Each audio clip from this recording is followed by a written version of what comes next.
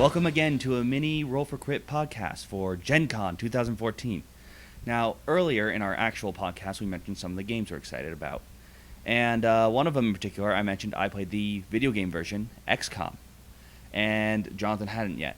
And while I was touring the floor, unfortunately, I didn't get the chance to do this, but someone here was lucky enough to try out the new XCOM board game. Who was it? Oh, that was you, my friend. Oh, right. I forgot about that. Yes, I was extremely lucky. So we talked about it on the show. Of course, you know somewhat mostly how it plays. I was fortunate enough I got to sit down and have a demo version with two other people plus the guy from Fantasy Flight doing it, who are, of course, putting out the game. And I have to say, I think really it was probably one of my most anticipated titles going in, and I think it's going to be one of my favorite titles going out.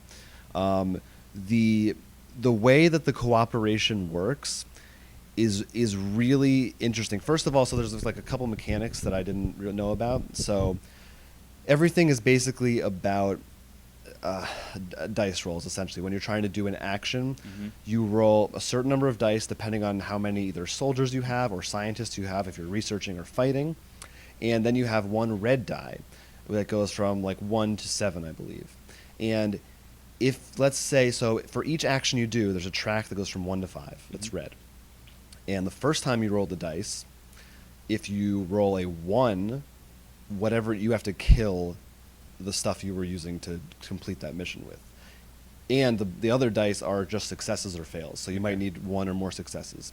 So if you make your first success, whatever, but if you don't, then you can push forward. But if you do that, the track moves up, and this time you kill them all if you get a 2 or less. So It's a gamble of how high yes, you the further you go. And it's a simple mechanic, but it added a lot of tension. And the other thing that really adds tension is, of course, the fact that the first half of every round is on a timer. So our first round, the guy walked us through it slowly. He didn't make us do the full timer. But the second round we did. So you have these things you have to do where you have like 10 seconds to do it in, and you have to communicate with everybody else. So I was the commander in my game, which means basically I controlled the budget, and if a crisis came up, what happens is I would pick the top 2 cards of the crisis deck, and I had to decide which is the lesser of 2 evils. Right, which in the game, usually when a crisis comes, there's like 3 locations, abductions, and you have to decide which one you're going to save. What were the other roles that you could? So there's scientists, and I actually thought I had the easiest job because scientists, they had every turn. I think it depends on what the app says, but in our game, at least, every turn they drew 6 cards from the deck. So and you have to decide which ones you want to research. So that's a lot more to have to look through and figure out if you're not familiar with the game, at least. And then they assign a number of scientists For each thing to research. Right, but of course, each scientist and each soldier that's one of the other roles is the military guy. I forget exactly what it's called. Everything costs 1 coin, and each turn you have a certain budget. And if you go over budget, you get penalized. You do have this thing that's like a bonus reserve, where if the app tells you, you can take from it as a bonus, but that's for the entire game. You just have 1 amount of that, and if you take it all, you're out of luck.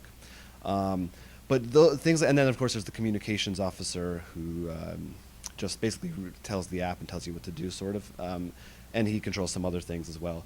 And then the military guy assigns people to missions, which I thought, again, was really hard because you have to know which soldiers you want to send on which missions. So you assign them based on which symbols they have matched to the cards. So if it has like, an explosion symbol or something, you might have a guy with a rocket launcher who is really good at that type of mission. Right. And they give you extra dice to roll.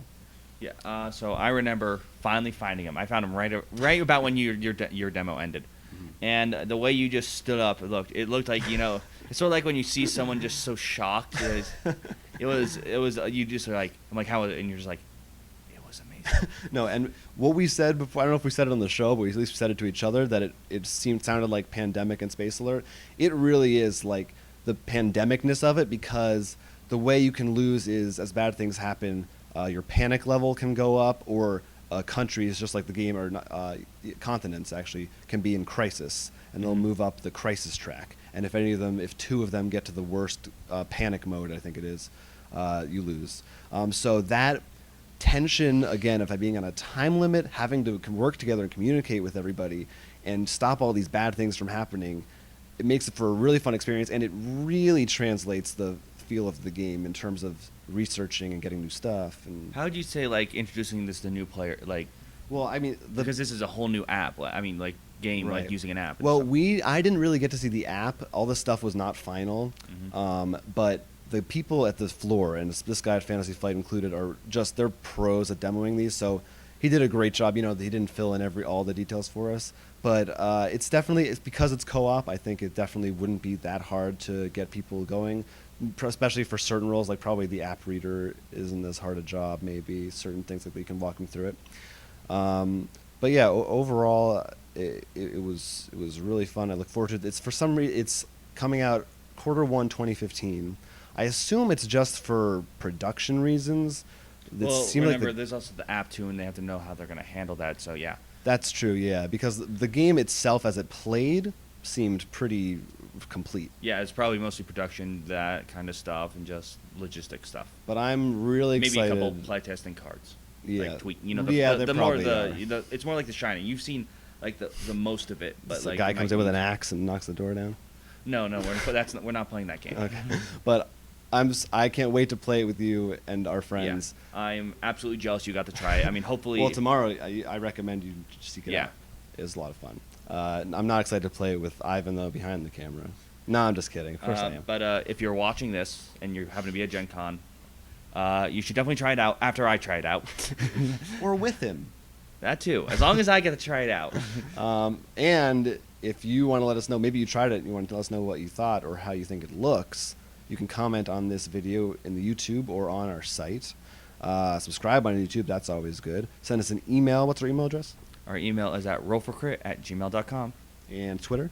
Oh yeah, at Roll4Crit, where we're going to be posting many Gen Con news, which we've already have, so you should definitely be keeping an eye on that. And watch the other mini episodes that we're going to have up on the site right now. And of course, you can always like us on Facebook if you want. Facebook.com/rollforcrit. And most important of all, go to our website, rollforcrit.com. We're going to be posting tons of photo updates every day of the site, wrap-ups, Gen Con, all these podcasts. You can buy games there too. Well, happy Gen Con hunting. If you're here, enjoy the show. If you're not, keep watching, and we'll hopefully be able to at least give you a taste of what's happening around here. Yeah, And I think that's it. yeah, Thanks for watching. stay tuned.